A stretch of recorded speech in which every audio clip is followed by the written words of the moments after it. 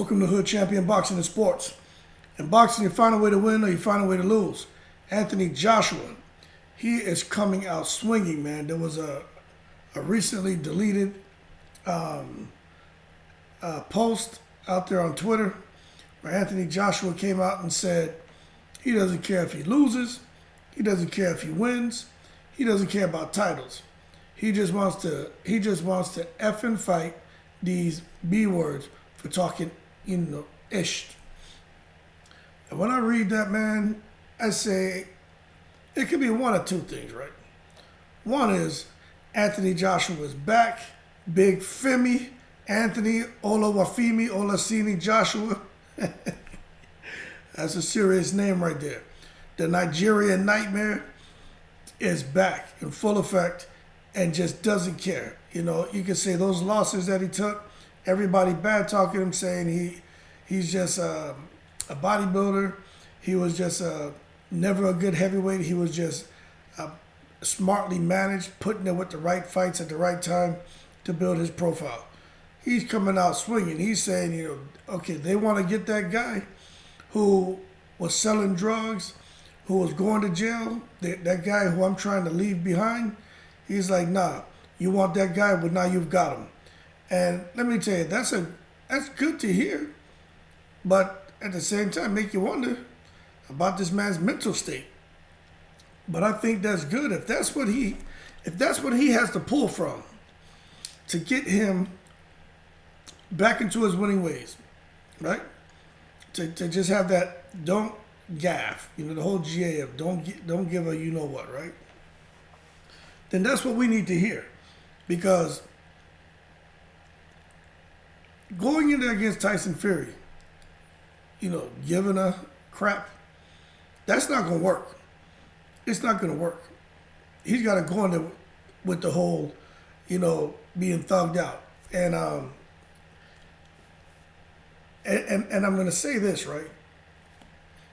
There's a lot of people who've been through things, and they just want to suppress a lot of that because it's negative. And if it's negative and people are being negative and they get back into those negative environments, it makes them feel, anxious, a lot of anxiety. And they don't like that.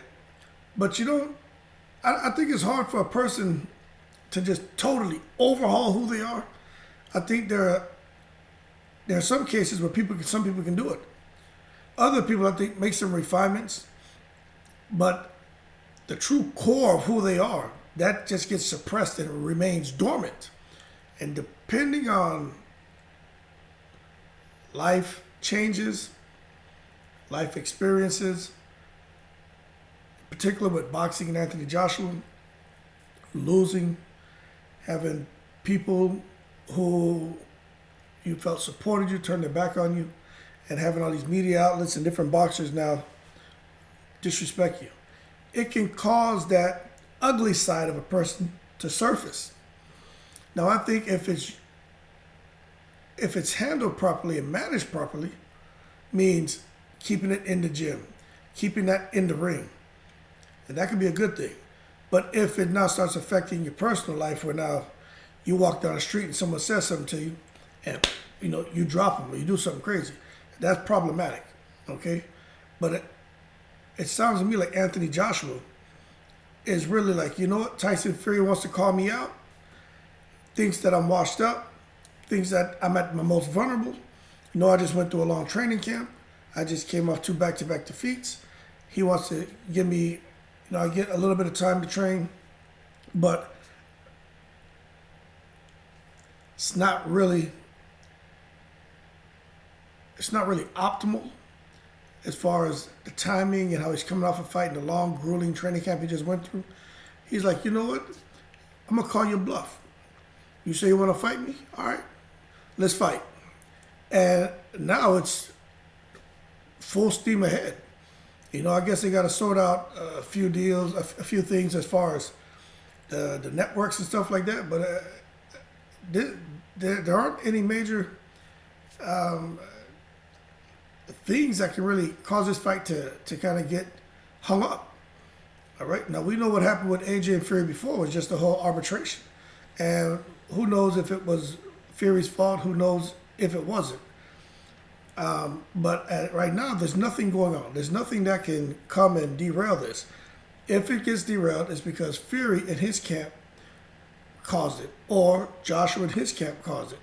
So my understanding is nothing that would preclude this fight from happening, and it should. But when I listen to Anthony Joshua, look, this guy is recognized as one of the most marketable athletes in the world. And when he had that, it was, he imploded and exploded at the same damn time at the end of that second Usyk loss. And I think that was him kind of being able to shed all those frustrations, shed all of that hurt, shed all of that disappointment that he'd been experiencing since the Andy Ruiz loss. And it just finally came out. And being able to discharge those kind of frustrations and emotions can help a person just be like, and breathe. I let it go. Unfortunately, I let it go in front of the world. But you know what? These sanctioning bodies, all these yes men who are around me, I'm tired of that. I'm tired of that. So now I'm going to show everybody what I'm about. And I don't give a you know what. And he doesn't. Eddie Hearn tried to discourage Anthony Joshua from taking the fight. And of course, you know, Eddie Hearn's sweating bullets over there because he doesn't want Anthony Joshua to lose again. But this is the thing. Anthony Joshua doesn't care. And Anthony Joshua said, if everybody feels like my career is over, my career is dead, why are they commenting about me taking this fight and saying I'm stupid? If my career is dead, right, I should be jumping at this opportunity to resuscitate my career. He's like, and this is the frustration that he has with all of these people on social media and even these boxing analysts and even his fellow countrymen just tearing him down. It's like, what is it going to be? Am I a great boxer who just suffered some losses, which happens, or is it that you guys really think my career is over? Because there's a huge buzz going on right now. Look, bottom line, no matter what we all think, the biggest fight in boxing is Anthony Joshua and Tyson Fury getting in that ring. I'm not even going to get into that whole Spence and Crawford crap, but that's a big fight. But right now, this is a big fight, and this is with AJ coming off of those losses to Usyk. Now, of course, Fury's the betting favorite. I'm picking AJ to pull off the upset. That's just me. I'm going against the grain. When I look at now I'm going to tell you this. I'm picking AJ, but just because I'm going against the grain. But when you look at everything on paper, Tyson Fury is supposed to win the fight, okay? So don't think that, oh, you don't know shit about boxing. Get out of here with that crap. All right, Tyson Fury should win, okay? But I'm just going against the grain. Because when I hear this man like Anthony Joshua, who doesn't say, he tries to, really, his image means a lot to him. But he also has to watch his image because of those endorsement deals. This man has deals with numerous brands, Under Armour, Beats by Dre, all kind of different brands that he endorses, I'm talking big money that they pay Anthony Joshua. So if he's representing their brand, he has to conduct himself in a respectful, dignified manner. Okay, a little bit of Big Femi came out, but you know what? I'm glad that he didn't sit there and tuck him away. He's like, you know what? That's what you guys are gonna get. And when I'm watching this, I'm gonna go ahead and give him the benefit of the doubt because he's already accepted. You know what? Win or lose, it doesn't even matter anymore. You say something about me, I'm coming at you. So the plan right now is for him to get in there and clip Fury. You're gonna have to do it twice because there's a rematch. If he can get, I'm just saying, me looking at on paper, he'll never get through Fury twice, okay? That's just me looking at on paper and just based on performing in the ring and accolades, Anthony Joshua should not beat Tyson Fury. But I'm picking Anthony Joshua, right? So let's just say Anthony Joshua beats him in the first fight and the second fight. He has his WBC title. So now we're gonna get one or two fights that we've been wanting. him and Wilder. So then Wilder gets a chance to get his WBC belt back, or you're gonna get Anthony Joshua against Usyk, a chance to redeem himself. To this time, not just to be a unified heavyweight champion, to be the undisputed. It's amazing how stars line up. Now, can he do it? I think it really depends on this newfound kind of I don't give a crap mentality, right? I don't care about titles. I don't care about winning or losing. You say something about me. What do these young boys say? They want the smoke, right? He wants all the smoke. It's an up in smoke tour right now. You know, you got AJ Doggy Dog out here.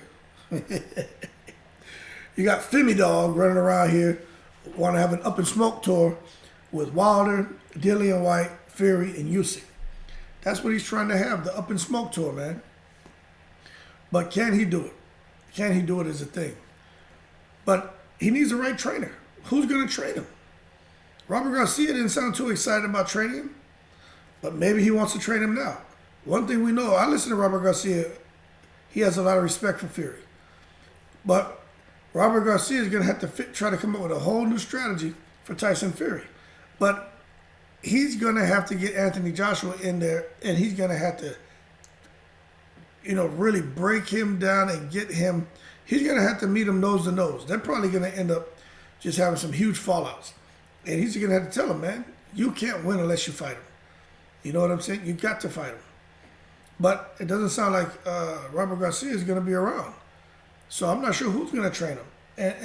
And that could create another layer of complication as far as Joshua going into a fight with Fury, to where he can come out now as the betting favorite, which right now he is not. Because when you start getting with these different trainers, man, they start showing you different things. It messes up your whole. It messes with your ability your performance, man. You're now in there thinking too much. You can see in this last fight with AJ and Usyk, AJ was thinking a whole lot. Yeah, that's good, but it's bad too because he's not doing anything instinctively anymore. You look at him in those fights up to Ruiz. He was just in there doing things instinctively. We knew in every fight, Anthony Joshua, he was going to jab, he was going to throw that right hand, right? Whether he landed or missed, when he throws that right hand, he closes the distance.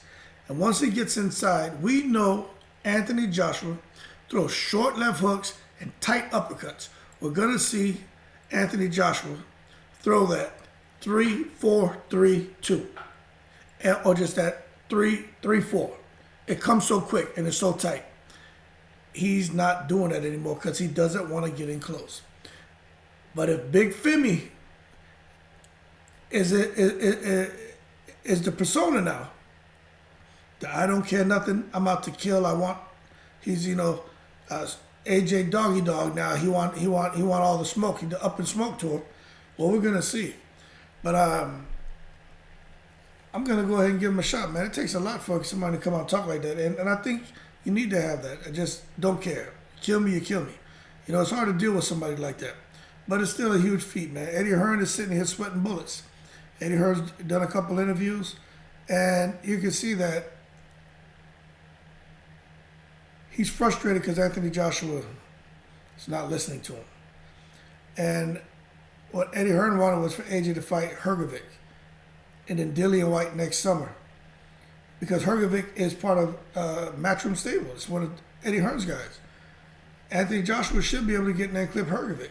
No problem. Get in there, bang him out within 3 rounds, set up a big fight for next year for Dillian White and Joshua in a stadium in the summer. But this opportunity presented itself, and I think we have to understand, this man getting a shot at the WBC title. That may never come around. So when Joshua conveyed that to Eddie Hearn is a smart man. He understood it too, but he's just looking at the risk. But the risk is huge. The reward is huge. But is the reward worth the risk? And I say he should take the fight. Why not? You don't have time to play games, man. Tyson Fury's not going to be around too much longer. But actually, who knows what the hell Tyson Fury's going to do. But I don't think he's going to be around too much longer. So he may not get an opportunity to fight Tyson Fury. So now you got the Battle of Britain going on. And I think it's I think it's going to be exciting. It's going to be a good fight.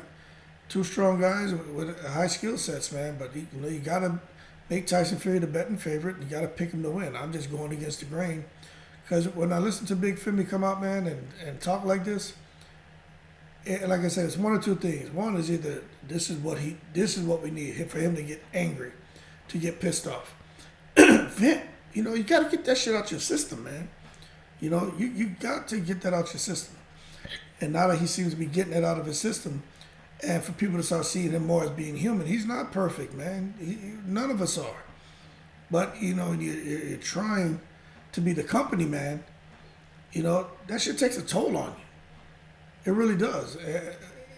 And I really feel it's taking a toll on him, and it showed up in the ring, man, after the second loss. But we'll see definitely what's going to happen with those guys, man. The fight between him and Fury inching closer and closer to reality. And I just can't wait till they actually sit there and start doing the press conferences. Because Anthony Joshua was saying anybody steps to him, anybody gets in his face, anyone disrespects him, he's going to show him he's about that life. And when I hear him talk like that, I tend to believe it. I tend to believe that, a guy like Dillian White will say anything and doesn't care. And then I think I love to see them two guys scrap. Tyson Fury will say anything too. But we're going to see if Joshua meets fire with fire, if he's going to sit there and be articulate and professional. But I think the whole AJ, I don't care about that guy no more. It's all about me is Big Femi. Let's see what Big Femi's going to do. That's who I want to see show up at the press conference. That's who I want to see doing interviews. And that's who I want to see in training camp and who comes into the fight. Let's see Big Femi, big thug, the guy who went to jail, the guy who's a bad boy, rude boy, you know what I'm saying? Let's see him.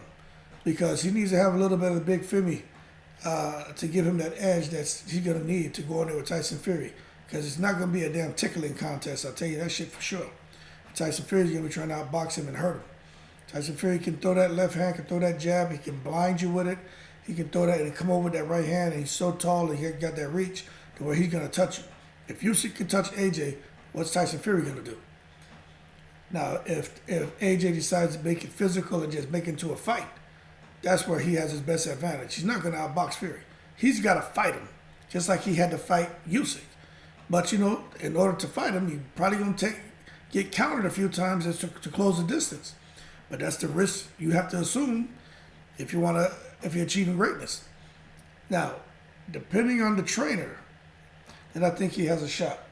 But right now, I'm going to pick him based on the energy that he's emitting.